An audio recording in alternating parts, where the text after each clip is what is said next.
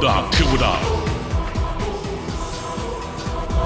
如覺到我衣襟都不敢貼近，橫流成河亂我心。抬頭明明想要採一片雲，回頭但見雪落無痕。擦過我那身影，生死不過問，紅塵茫茫萬發生。來來回回命裏咄咄逼人，碎了掌風吹了情分。天煞動人大海不能容，頭上那顆孤星心上重。誰願注定做英雄，留在孤獨長空。天闊地遙命中不能容，頭上這天煞孤星別窮。缺了雌雄，不見英雄，無形無蹤。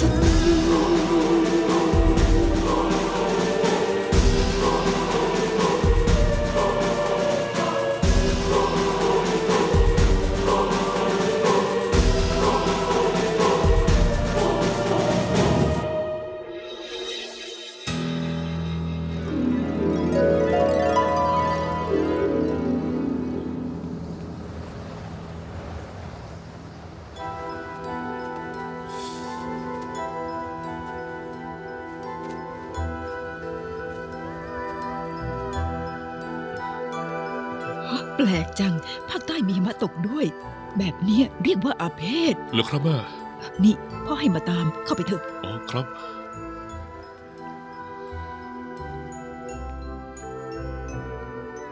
คนจีนเราสำคัญที่สุดคือเคารพอาจารย์ท่านจินอ้าวเป็นผู้ที่มีพร้อมทั้งฝีมือและความดีท่านยอมรับแกเป็นศิษย์ถือว่าเป็นบุญของสกุลหัวเราแล้ว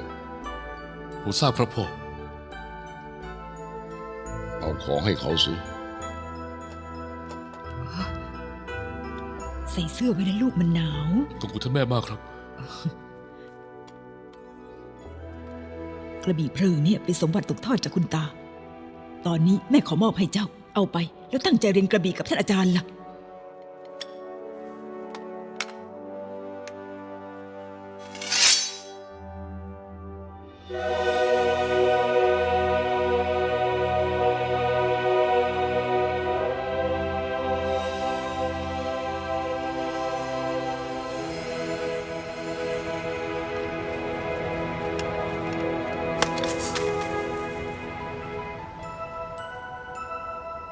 อาจารย์เอ๋โอ้ย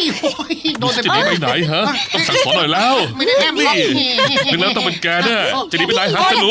เบาพอ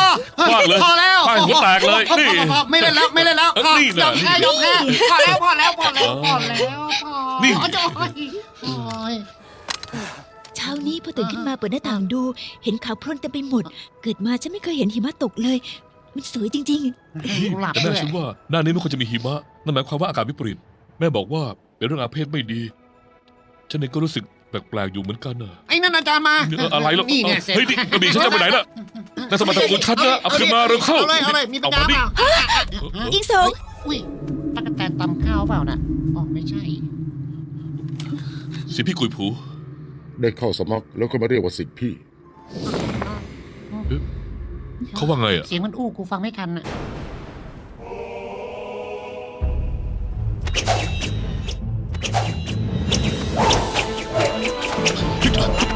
มักจำลีลาจะแทนจะช้าหน่อยไม่ได้เหรอคุณจำไม่ทันช้าดิช้าหน่อยโอ้โหวิ่งเฮ้ยอึบเฮ้ย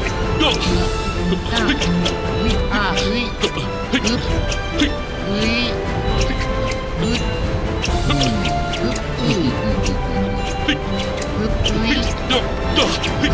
เข้าไปเป็นชาแล้วกูยังปูอยู่เลยอ้าวแล้วก็หยุดไม่หยุดอีกหยุดซะ อาจารย์ อาจารย์ ดี อิงสงรำได้ดี ตกลงฉันรับแกไว้เป็นศิษย์ก้นกุฏิไว้ฉันกับกุยผูกลับจากญี่ปุ่นก่อน และจะถ่ายทอดพลังเจ้าพายุให้ ขอบคุณครับอาจารย์ อาจารย์แล้วค่ะ เฮ้ยสนู ครับ การฝึกวรยุทธ์ต้องอาศัยพรสวรรค์ แกก็มีเหมือนกัน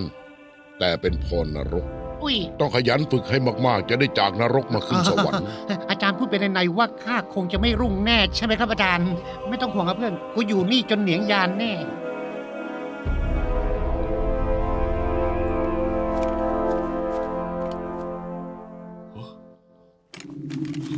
ลุงหวัง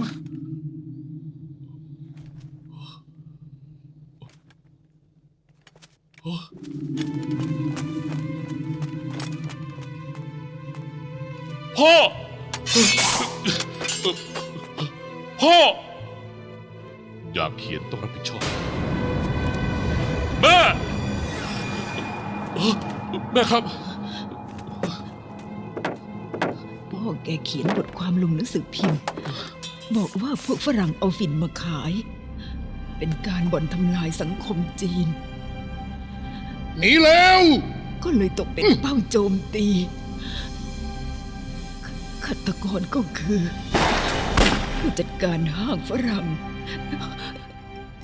ชื่อปีเตอร์ แม่ครับ แม่ แม่ แม่ครับ แม่ แม่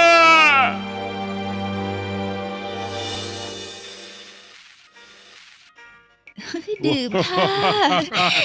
ดื่มเยอะๆนะ เกิด อุ๊ยอย่าสนสิ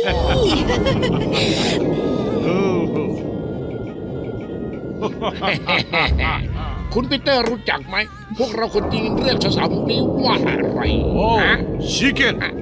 แปลว่ากุ๊กไก่กุ๊กไก่กระตากกระตาก ไม่ใช่เรียกอีตัวทำไมถึงเรียกอีตัวรู้ไหมก็เพราะพวกหล่อนขายตัว เราถึงเรียกว่าอีตัว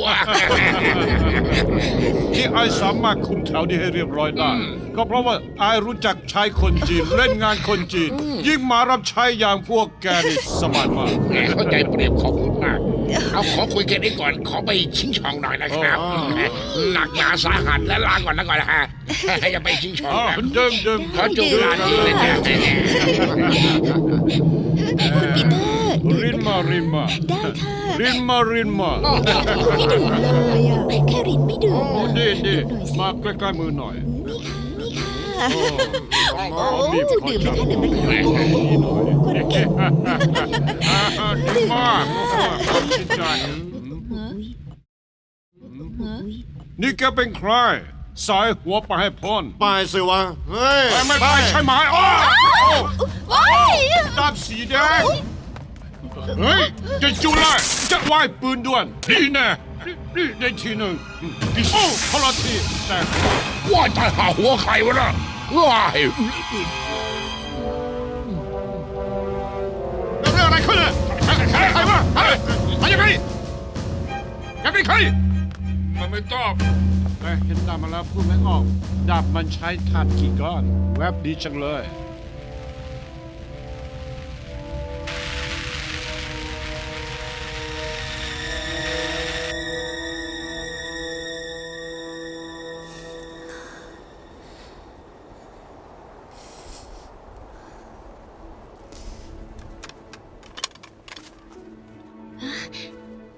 ยิ่งสงเธอกลับมาแล้วเหรอ เป็นไรหรือเปล่า เมื่อกี้ฉันฆ่าคนตาย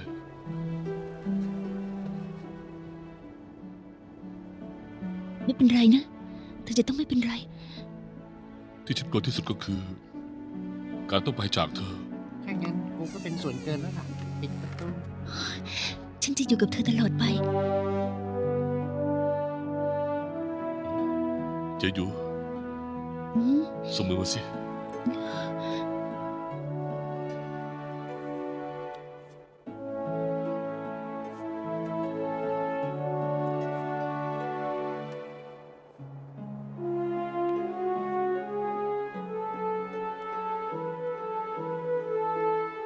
ทีนี้ก็หลับตา อธิษฐานด้วย อืม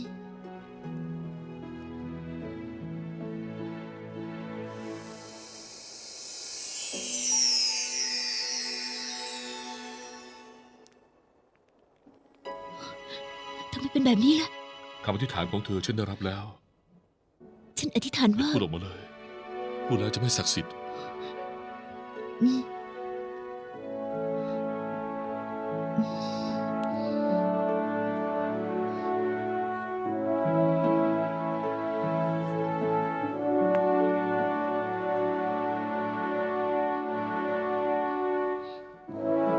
เพราะความรักเพื่อน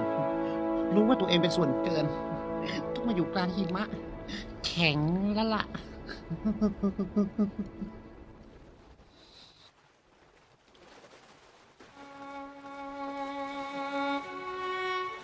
เอาเร็วเข้าเร็ว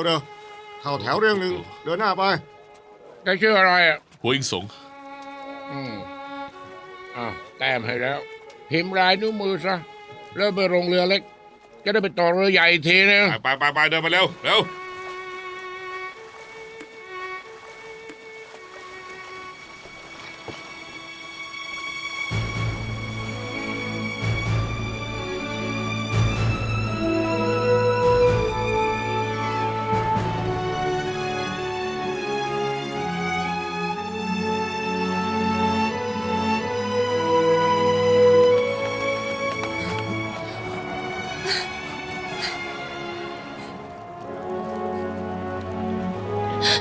อิงสองอิงสอง อิงสอง สอง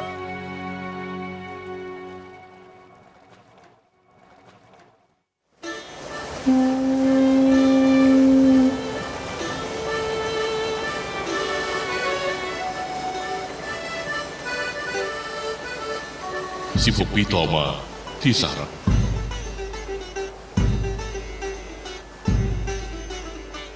เยี่ยนสองนั่งเรือแกว่งในทะเลมา 20 กว่าวันถึงอเมริกาสักทีนะ ผมว่านี่ต้องเป็นสัญลักษณ์ของอเมริกา ที่เขาเรียกกันว่าเทพีเสรีภาพแน่เลย เฮ้ย แกรู้ได้ยังไงว่านี่เป็นรูปอะไรอ่ะ อาไม่เห็นแล้วว่าผมอ่านหนังสือบนเรือทุกวันเนอะเรื่องอเมริกาผมอ่านมาหมดแล้วล่ะ ก็อาเคยเห็นผมไม่เคยเห็นนี่นะ แต่ว่าสมัยนั้นแม่แกน่ะเฉยแหลกเลยรู้ไหมเขาคิดว่าเนี่ยเป็นเจ้าแม่กวนอิมอะ เราจะหาพ่อเจอไหมครับ เรื่องนั้นอย่าเพิ่งไปคิดถึงมันเลย หารถก่อนเถอะไปใช้หน้าทาวน์โรงแรมตรงหัวก่อน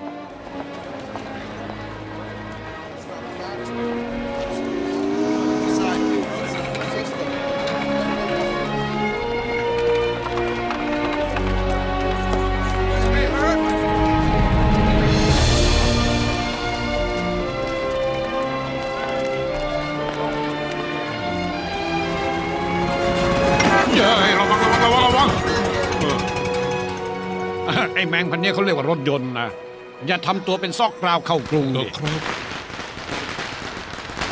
แล้วกันทำไมจะลืมเรื่องใหญ่ขนาดนี้ได้อันเนี้ยบ้าจริง เรื่องอะไรเหรอครับคุณอา ยังไม่พูดอีก ไม่งั้นไม่ให้นะ ให้อะไรกันเนอะอา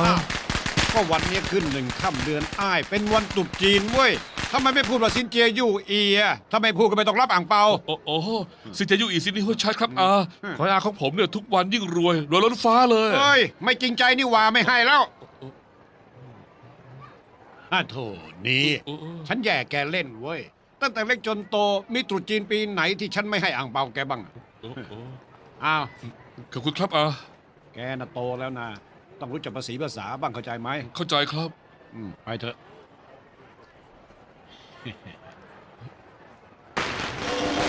เขาทำอะไรกันฟันขนม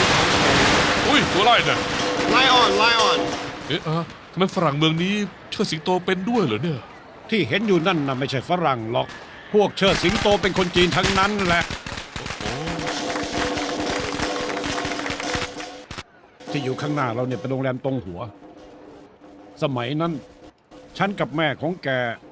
มาตามหาพ่อแก ก็พักอยู่ที่นี่แหละ แล้วทำไมผมถึงจำอะไรไม่ได้เลยอะ โธ่ไอ้เด็กโง่ ก็ตอนนั้นมึงยังไม่เกิดจะไปจำอะไรได้เล่าแต่ก็ยังว่านะ10 กว่าปีมาแล้ว ทุกอย่างมันเปลี่ยนไปเยอะ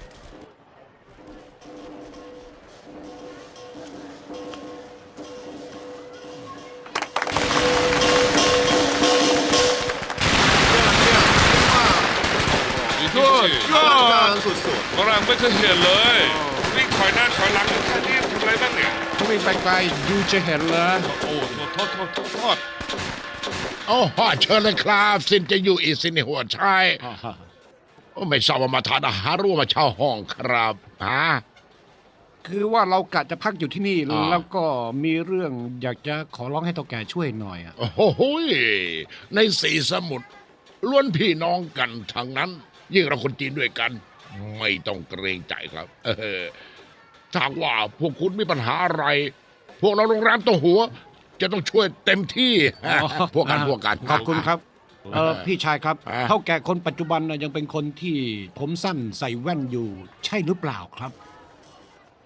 โอ้หมายถึงเจ้าแก่แว่นน่ะเลยตอนนี้เปลี่ยนเจ้าของแล้ว คนที่เชิดสิงโตอยู่ข้างนอกนั่นต่างหากเจ้าแก่คนใหม่ของเรายืนเด่นเป็นสง่าอยู่แล้วนะครับ โอ้โห ๆไลออนตัว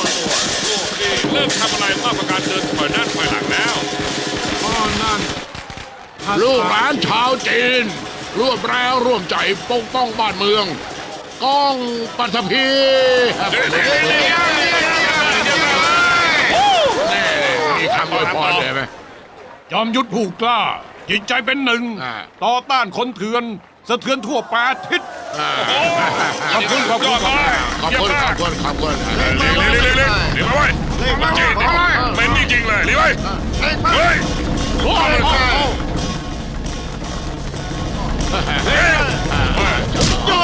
หยุดเดี๋ยวนี้ อะไรวะเนี่ย ระวังลูกลงมานะระวังนะโอ้ยโอ้ยช่วยด้วยมันเตะขโมย มึงเข้าไปสิ มันไม่ฆ่าทำร้ายขโมยไม่ได้ตั้งใจเลยโอ้ย เราโอ้ยยำนั่นจะ โดนจับเป็นแผลเลย จ้าไอเอง ไอ้เองก็เข้าไปสิ กูจะไอหยุดก่อน ไอ้จะลุยเอง วันนี้เป็นวันขึ้นปีใหม่ของคนจีน เราไม่อยากมีเรื่อง ไอหลวงจีนสาบนั้นมันอยู่ไหน อยู่บ้านพ่อของมัน โอ้ยคนหนึ่งตอบคนหนึ่งแตะ ผมเป็นเจ้าของโรงแรมตรงหัว ไม่ทราบมีอะไรจะชี้นะ ฝีมืออยู่ไม่แล้ว วันหน้าไว้มาประลองกันใหม่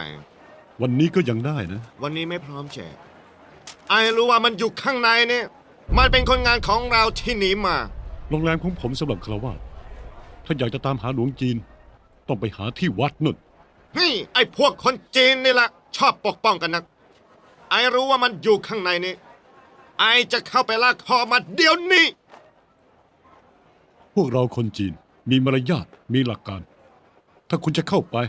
คุณต้องประลองกับผมก่อน และถ้าคุณชนะผมได้ เชิญคุณเข้าไปเลย เป็นเรื่องแล้วกูว่าแต่ยูจะรักษาคำพูดไหม คำพูดลูกผู้ชายคำไหนคำนั้น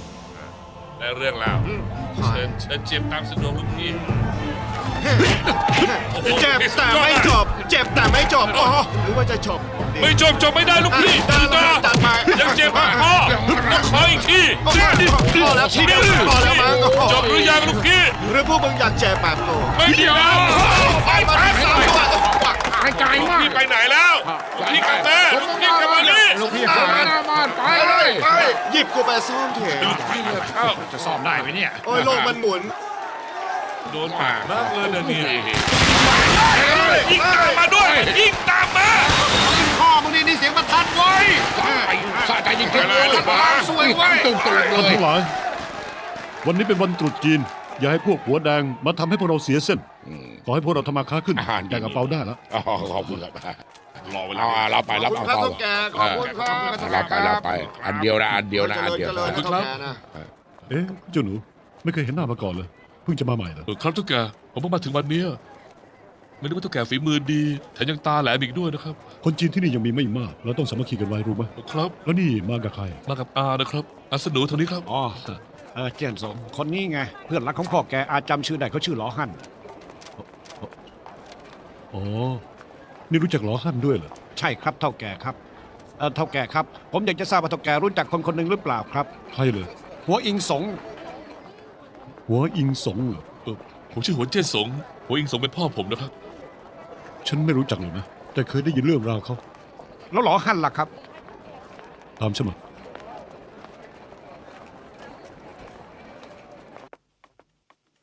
แกเหรอเจี้ยนสงเนี่ย ลุงหล่อฮั่น เจียนสง แกเหมือนเขามาก แววตาแกเหมือนพ่อแกมาก ลุงรู้เหรอครับว่าตอนนี้พ่อผมอยู่ไหนอะ 10 กว่าปีมาแล้ว ที่ฉันพยายามตามหาเขา สาธารณรัฐจีนปีที่ 3 ปี 1913 16 ปีก่อน ฉันกับพ่อแกหัวอิงสงเดินทางออกจากประเทศจีน ตั้งใจจะมาทำงานที่อเมริกา ไอ้ทกแกสารเลวนั่น ยัดคนหลาย10 คนไว้ในเรือเล็กๆ ในเรือน่ะแออัดไปหมด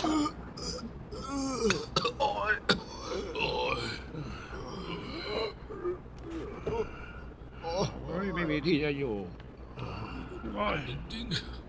เบียดเสียดจัด เอ้ เยีย ยมีน้ำบ้างไหมเนี่ย ขอน้ำหน่อยสิ ใช่ พวกเราจะอดตายอยู่แล้ว ขอน้ำ อย่าเบียดไปอย่าไล่ลงเรือเลยเยียบแล้วไว้ ตะโกนทำไม เรา วะ ทนไม่ไหวจะตายอยู่แล้ว ให้พวกเราออกไปหน่อยได้ไหมอะฮะร้อนจะตายอยู่แล้วในเนี้ย อยากได้น้ำเอาไปเอาไปนี่ไงพอหรือยัง คนพวกนั้นไม่เคยเห็นเราเป็นคน พวกเขาเอาข้าวเอาน้ำเทลงมาข้างล่าง คนงานอย่างพวกเราไม่มีทางเลือกอื่นจำเป็นต้องเก็บมันขึ้นมากิน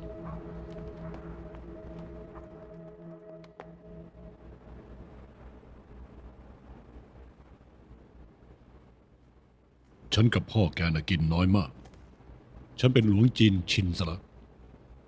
แต่พ่อแกหลังจากที่คนอื่นนอนหมดแล้ว เขาจะรวบรวมเม็ดข้าวบนพื้น เขามีความสามารถจริงๆ เขาสามารถรวบรวมได้ครึ่งค่อนชาม และบางครั้งยังมีกับข้าวด้วย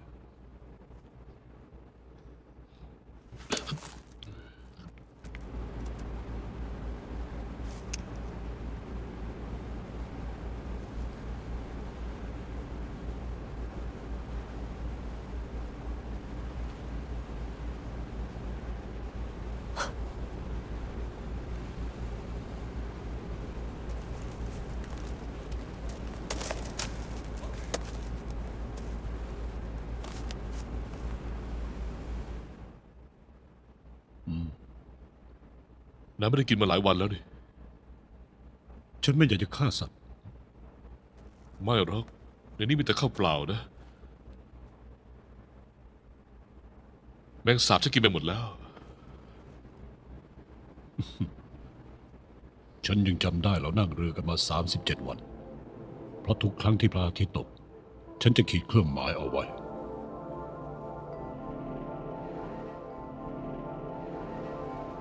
แล้วเข้าอย่าชักช้าแล้วเข้าเดินไป เร็วๆเดินไปเร็วๆ เข้าไป ด่าจืดจ้าจริงๆเร็ว ไปแล้ว ไปเดี๋ยว เดี๋ยวเดี๋ยวเดินกันหน่อย ก็ไว้หน่อย เร็ว เร็ว ไปเดินเข้าไป ไปเดินเร็วไป มาข้างหน้าเดินให้ไวหน่อย เรียบร้อยแล้วไปได้ไปคนต่อไปมาเลยเร็วปากดีมาก คนต่อไป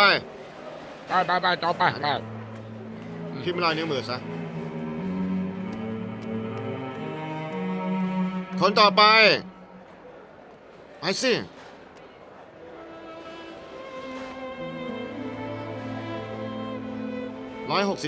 อาปากดูหน่อยอาปากสิเฮ้ยอาปาก คนต่อไป หลังจากที่ขึ้นฝั่งแล้วก็ถูกตรวจแล้วก็ฆ่าเชื้อ ฉันรู้สึกว่าตัวเองเหมือนกับสัตว์ตัวหนึง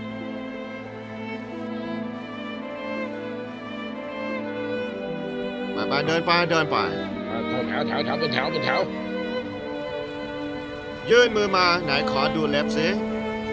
โอเค ไปได้ พอตรวจร่างกายและตรวจหลักฐานแล้ว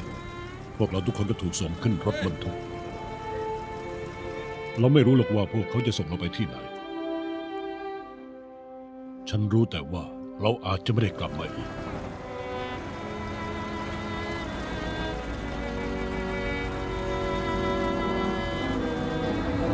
แล้วสุดท้ายรถบรรทุกนั่นก็พาเราไปที่เหมืองแร่แห่งหนึ่ง เร่งมือเร่งตีนกันหน่อยเว้ย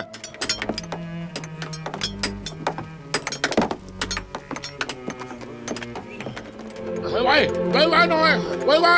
ชักช้าหน่อยฟาดมันฟาดมันเลย ทำไมเราไปทำ ต ไม อนนั้นพวกเราลำบากมาก พวกเขาไม่สนใจว่าเราจะเป็นหรือตาย เคยมีคนเหนื่อยจนเป็นลม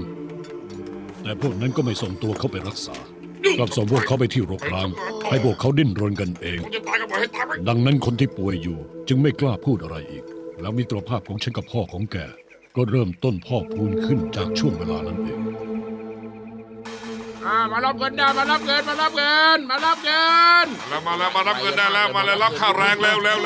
ค่าแรงออกแล้วเลย อ้าวชื่ออะไรอ่ะ ล้อหัน พิมพ์ซะอันนี้ ขอบคุณ ชื่ออะไร หัวอิงสง พิมพ์นิ้วมือซะ เอาเข้าแถว ถึงอีสมที่รัก คุณเดินทางไป2 เดือนแล้ว ฉันคิดถึงคุณมากเหลือเกิน เช้าวันนั้น ฉันกับสนูไปที่ท่าเรือ เสียดายพวกคุณไปกันแล้ว ฉันร้องไห้ทั้งวัน เพราะฉันกลัวมาก กลัวว่าจะไม่ได้เห็นคุณอีก ฉันมีเรื่องอยากจะบอกคุณ เพราะตอนนี้ฉันตั้งท้องแล้ว ฉันกับสนูเลยปรึกษากันว่าพวกเราจะนั่งเรือไปหาคุณ คุณต้องรอฉันนะ รักคุณตลอดกาลเจียอยู่ ฉันเชื่อว่าความหวังของเราต้องเป็นจริงแน่ คนที่บ้านเหรอ เดี๋ยวฉันกำลังจะมีลูกนะ ดีใจด้วยนะ ขอบใจมาก จะบ้าหรือเปล่าเนี่ยมิสเตอร์ชาลีเชิญให้พวกเราไปกินไข่ยังหักเงินอีก2 เซนเขาเชิญพวกเราเองนะพวกเราไม่ยอมให้หักนะ ใช่ ถ้าหากพวกแกไม่ยอมให้หัก ฉันก็ยกเลิกสัญญา อย่างนี้รังแกกันชัดๆเลยทั้งนั้นฉันขอสู้ตายเลย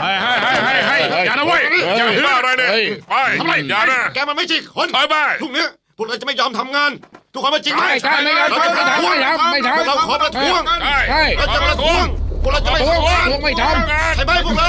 เอามาทวงเราจะมาทวงไม่ทำงาน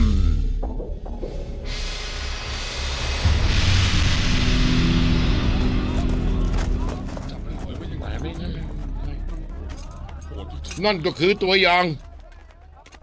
ดูซิว่าใครจะประท้วงอีก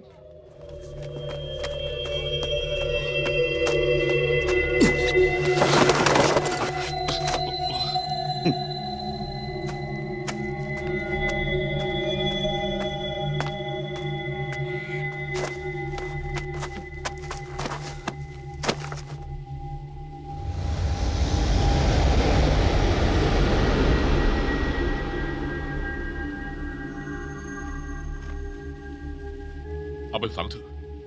ไม่อย่างนั้นร่างกายเขาจะเหม็น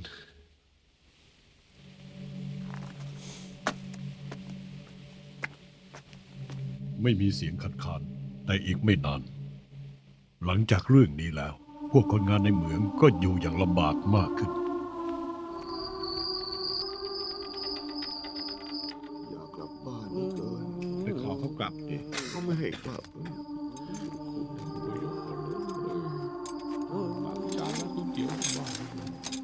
นายอ่านตั้งหลาย10 รอบแล้วไม่รู้สึกเบื่อบ้างเหรอ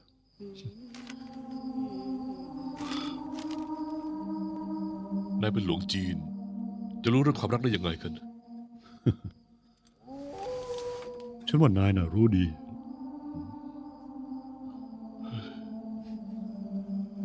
ฟังข้างนอกสิ หมากำลังหอน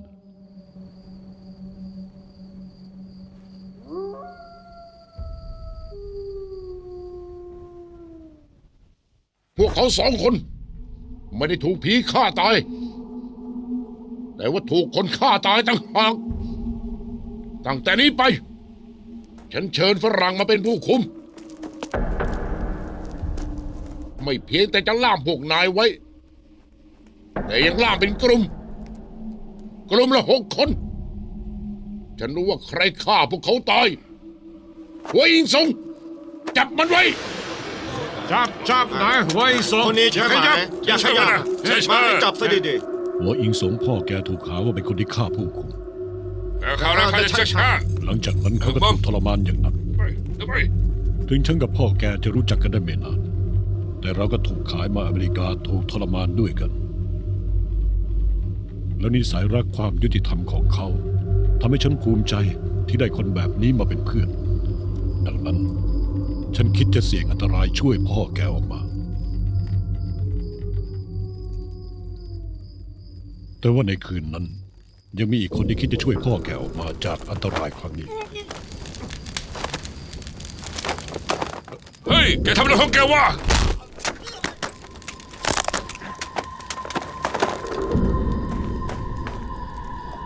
หญิงสงเป็นไงบ้างดื่มน้ำหน่อยสิ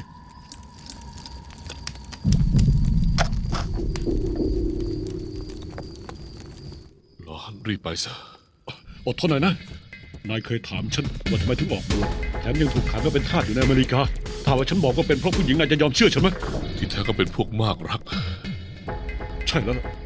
ฉันทำผิดต่อผู้หญิงคนหนึ่ง ดังนั้นฉันจึงต้องหนีมาให้ไกลที่สุด อดทนหน่อยนะ เฮ้ยทำอะไรของแกเฮ้ยหยุดนะหยุดทำอะไรมาช่วยมาทำไม คุยอะไร หยุดนะหยุด หญิงสงอาจารย์ให้ฉันมาช่วยแก หยุดนะ หยุดนะอย่างนี้ไอ้พวกนายหนีไปก่อน อยู่นะ หยุดอย่านี้หยุดอย่านี้ เฮ้ย ไม่งั้นตายเฮ้ย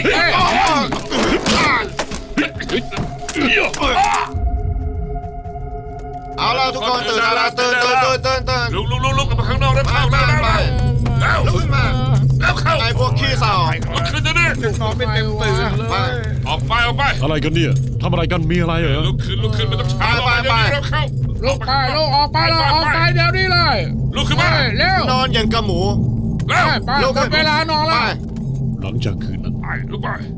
ฉันก็ไม่เจอพ่อแกอีกเลย ต่อมาถึงรู้ว่าคนที่มาช่วยพ่อแกชื่อว่ากุยบูเป็นศิษย์คนโตของจิน เดิน อา ไป